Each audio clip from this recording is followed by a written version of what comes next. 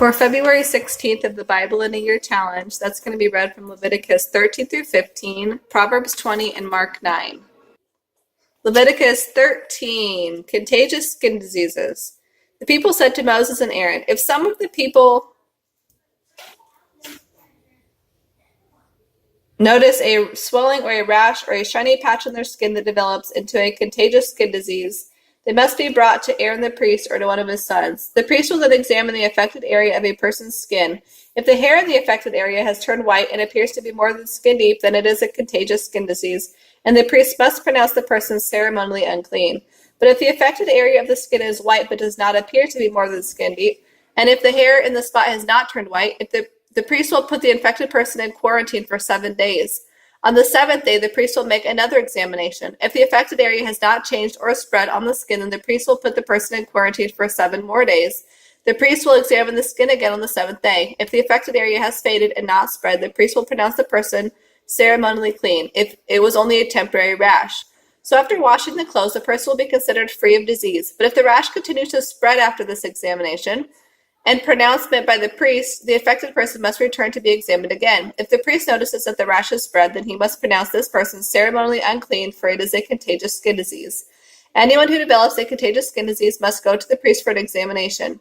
If the priest sees that some hair has turned white and an open sore appears in the affected area, it is clearly a contagious skin disease, and the priest must pronounce that person ceremonially unclean.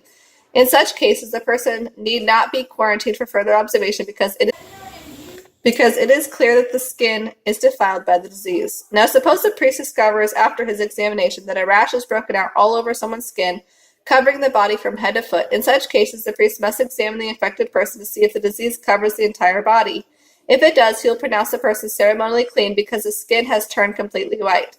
But if any open sores appear, the infected person will be pronounced ceremonially unclean. The priest must make this pronouncement as soon as he sees an open sore, because open sores indicate the presence of a contagious skin disease.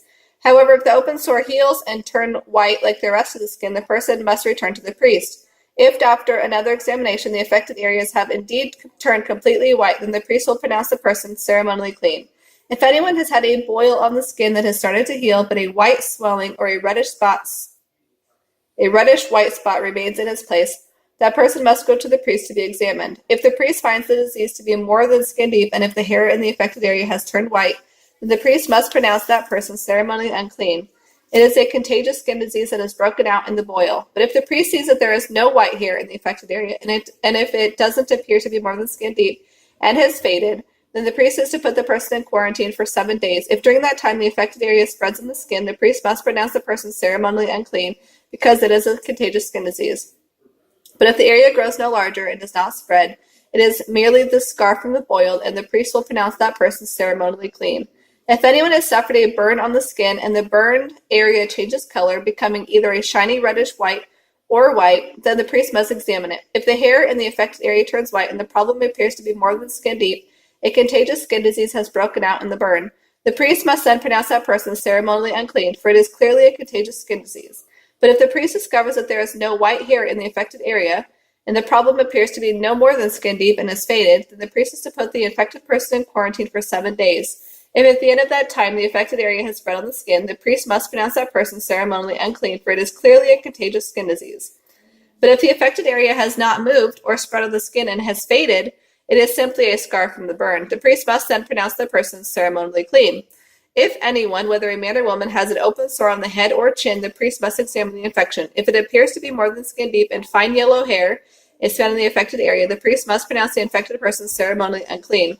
The infection is a contagious skin disease of the head or chin. However, if the priest's examination reveals that the infection is only skin deep and there is no black hair in the affected area, then he must put the person in quarantine for 7 days.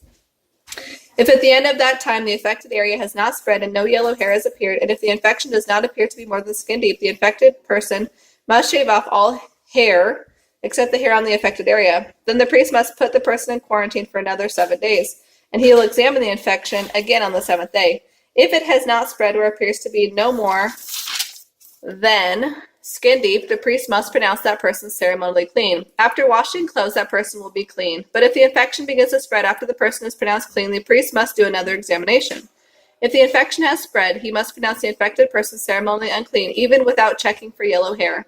But if it appears that the infection has stopped spreading and the black hair has grown in the affected area, then the infection has healed. The priest will then pronounce the infected person ceremonially clean. If anyone, whether a man or woman, has shiny white patches on the skin, the priest must examine the affected area. If the patch is only a pale white, this is a harmless skin rash and the person is ceremonially clean. If a man loses his hair and his head becomes bald, he is ceremonially clean. And if he loses hair on his forehead, he simply has a bald forehead, he is still clean.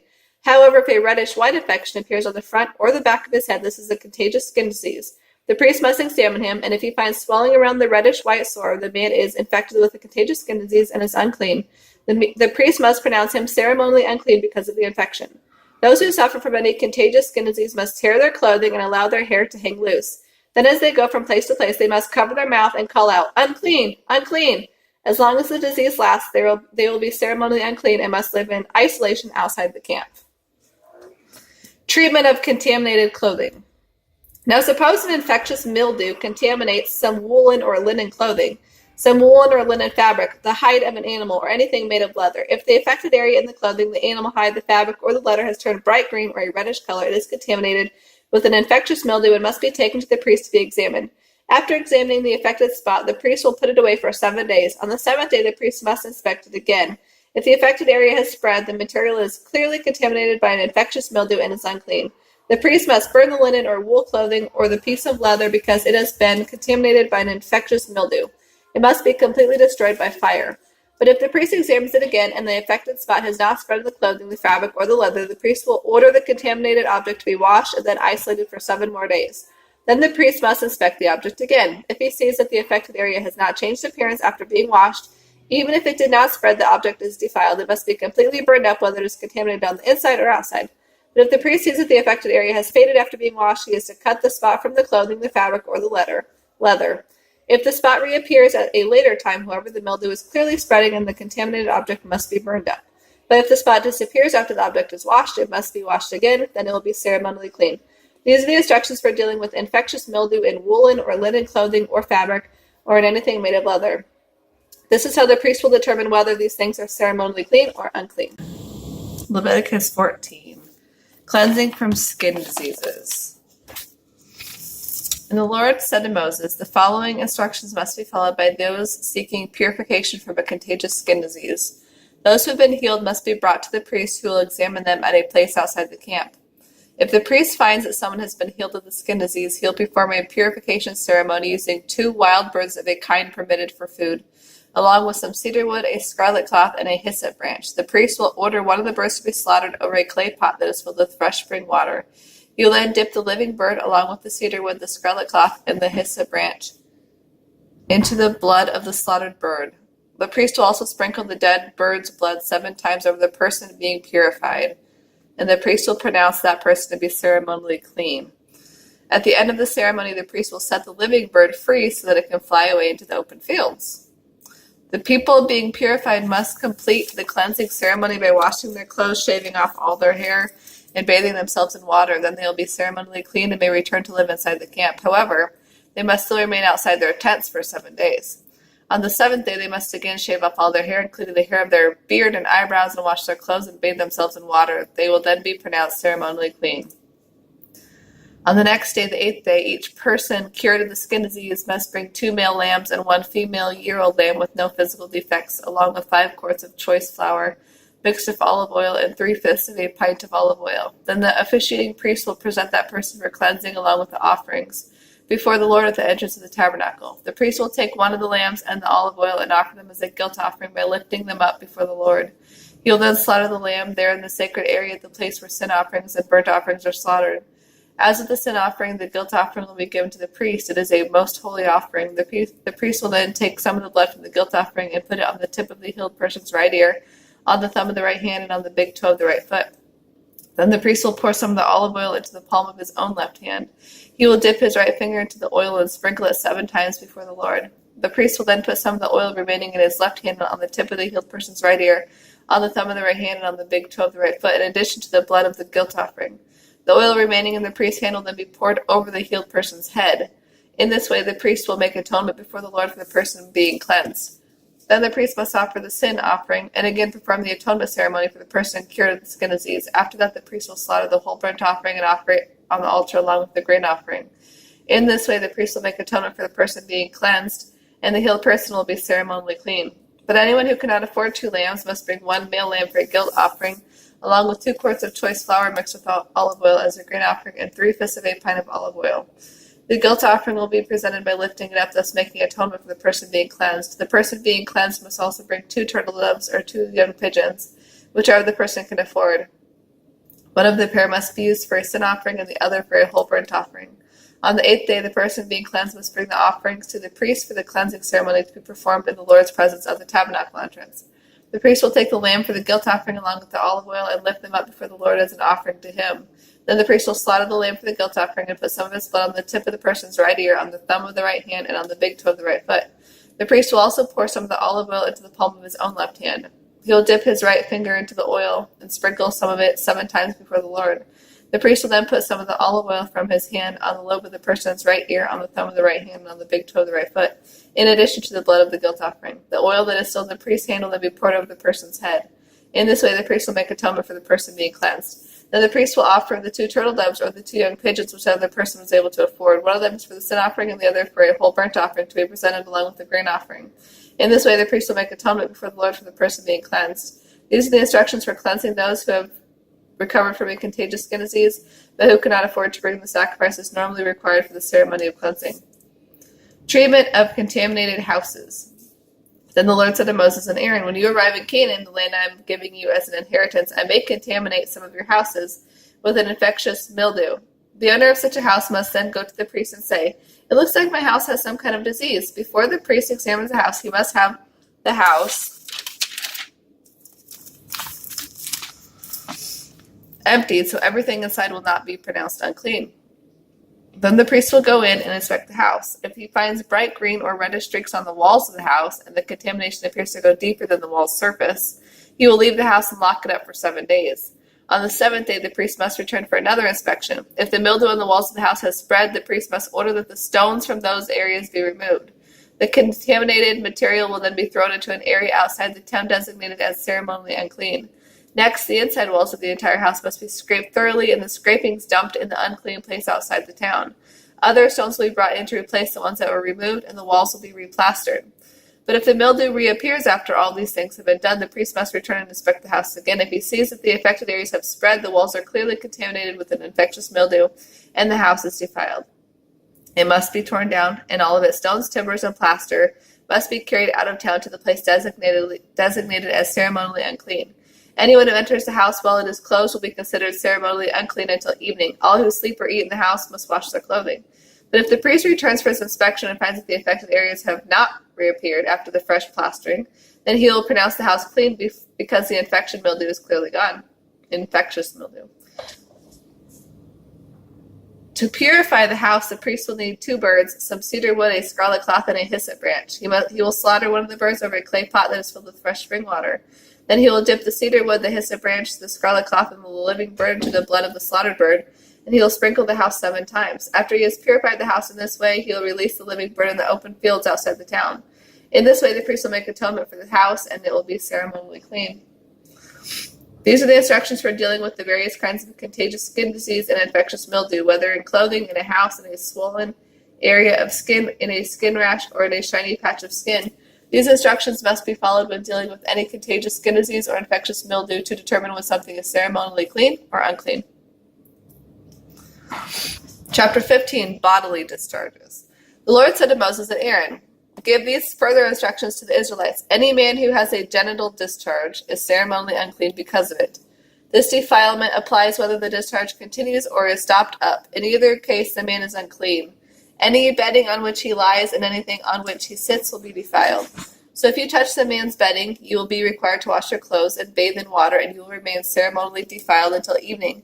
If you sit where the man with the discharge has sat, you will be required to wash your clothes and bathe in water. You will then remain defiled until evening. The same instructions apply if you touch the man who has the unclean discharge.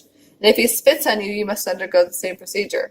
Any blanket on which the man rides will be defiled. If you touch or carry anything that was under him, you will be required to wash your clothes and bathe in water, and you will remain defiled until evening. If the man touches you without first rinsing his hands, then you will be required to wash your clothes and bathe in water, and you will remain defiled until evening. Any clay pot touched by the man with the discharge must be broken, and every wooden utensil he touches must be rinsed with water. When the man's discharge heals, he must count off a period of 7 days.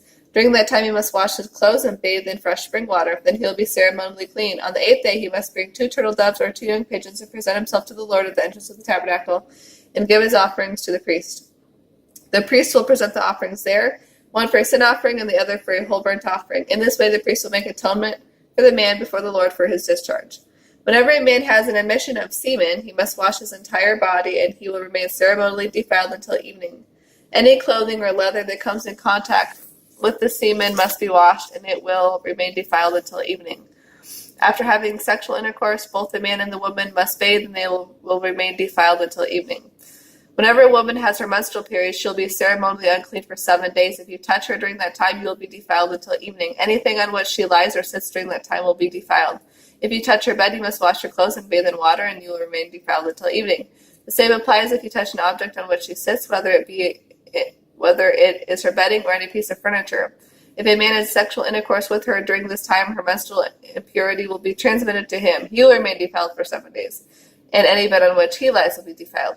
If the menstrual flow of blood continues for many days beyond the normal period, or if she discharges blood unrelated to her menstruation, the woman will be ceremonially unclean as long as the discharge continues. Anything on which she lies or sits during that time will be defiled, just as it would be during her normal menstrual period.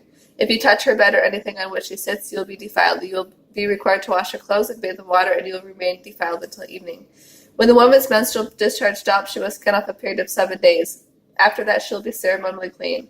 On the 8th day, she must bring 2 turtle doves or 2 young pigeons and present them to the priest at the entrance of the tabernacle. The priest will offer one for a sin offering and the other for a whole burnt offering. In this way, the priest will make atonement for her before the Lord for her menstrual discharge. In this way, you will keep the people of Israel separate from things that will defile them, so they will not die as a result of defiling my tabernacle that is right there among them.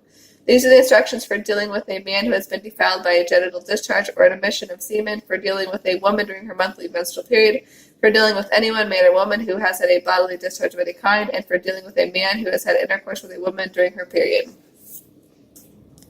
Proverbs 20. Wine produces mockers. Liquor leads to brawls. Whoever is led astray by drink cannot be wise. The king's fury is like a lion's roar. To rouse his anger is to risk your life. Avoiding a fight is a mark of honor. Only fools insist on quarreling. If you are too lazy to plow in the right season, you will have no food at the harvest. Though good advice lies deep within a person's heart, the wise will draw it out. Many will say they are loyal friends, but who can find one who is really faithful? The godly walk with integrity. Blessed are their children after them. When a king judges, he carefully weighs all the evidence, distinguishing the bad from the good. Who can say, I have cleansed my heart, I am pure and free from sin? The Lord despises double standards of every kind. Even children are known by the way they act, whether their conduct is pure and right. Ears to hear and eyes to see, both are gifts from the Lord. If you love sleep, you will end in poverty. Keep your eyes open, and there will be plenty to eat. The buyer haggles over the price, saying, It's worthless, and brags about getting a bargain. Wise speech is rarer and more valuable than gold and rubies. Be sure to get collateral from anyone who guarantees the debt of a stranger. Get a deposit if someone guarantees the debt of a foreigner. Stolen bread tastes sweet, but it turns to gravel in the mouth. Plans succeed through good counsel. Don't go to war without the advice of others. A gossip tells secrets, so don't hang around with someone who talks too much. If you curse your father or mother, the lamp of your life will be snuffed out. An inheritance obtained early in life is not a blessing in the end.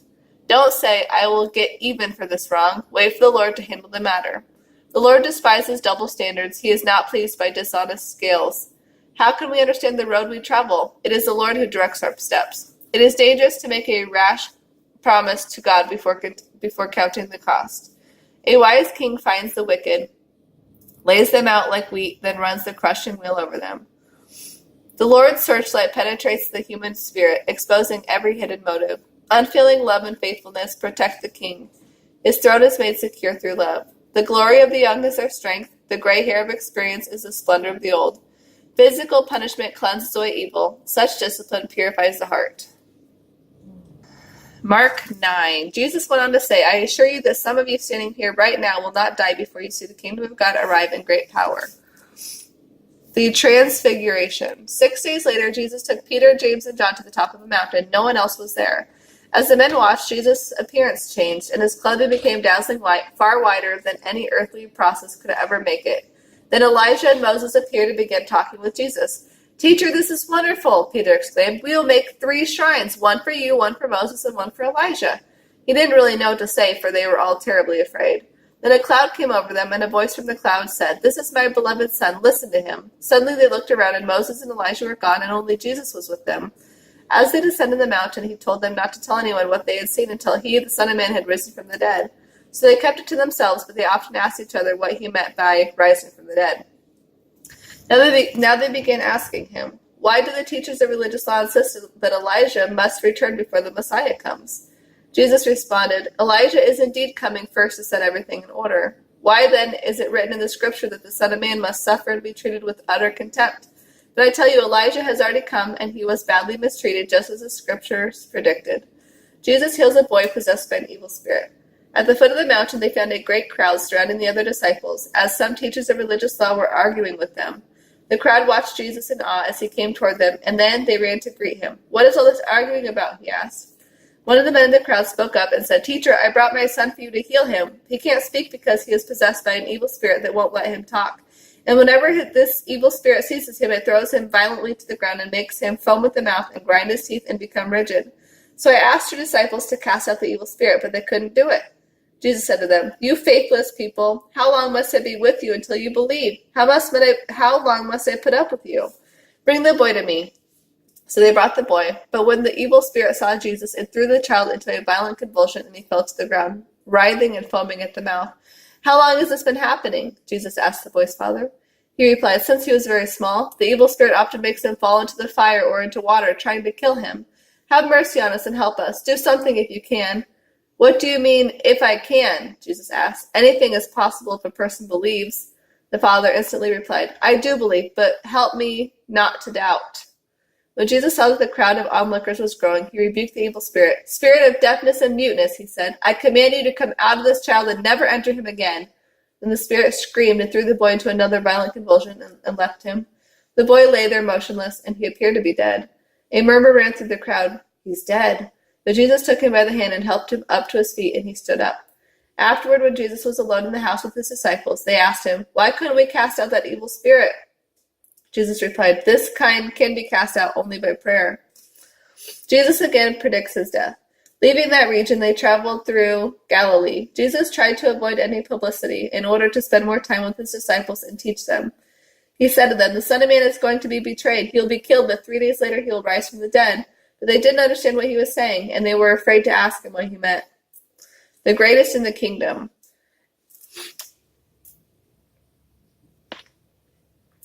After they arrived at Capernaum, Jesus and his disciples settled in the house where they would be staying. Jesus asked them, What were you discussing out on the road? But they didn't answer because they had been arguing about which of them was the greatest. He sat down and called the 12 disciples over to him. Then he said, Anyone who wants to be the first must take last place and be the servant of everyone else. Then he put a little child among them. Taking the child in his arms, he said to them, Anyone who welcomes a little child like this on my behalf welcomes me, and anyone who welcomes me welcomes my Father who sent me. Using the name of Jesus. John said to Jesus, Teacher, we saw a man using your name to cast out demons, but we told him to stop because he isn't one of our group. Don't stop him, Jesus said. No one who performs miracles in my name will soon be able to speak evil of me. Anyone who is not against us is for us. If anyone gives you even a cup of water because you belong to the Messiah, I assure you that person will be rewarded. But if anyone causes one of these little ones who trust in me to lose faith, it would be better for that person to be thrown into the sea with a large millstone tied around the neck. If your hand causes you to sin, cut it off. It is better to enter heaven with only one hand than to go into the unquenchable fires of hell with 2 hands. If your foot causes you to sin, cut it off. It is better to enter heaven with only 1 foot than to be thrown into hell with 2 feet.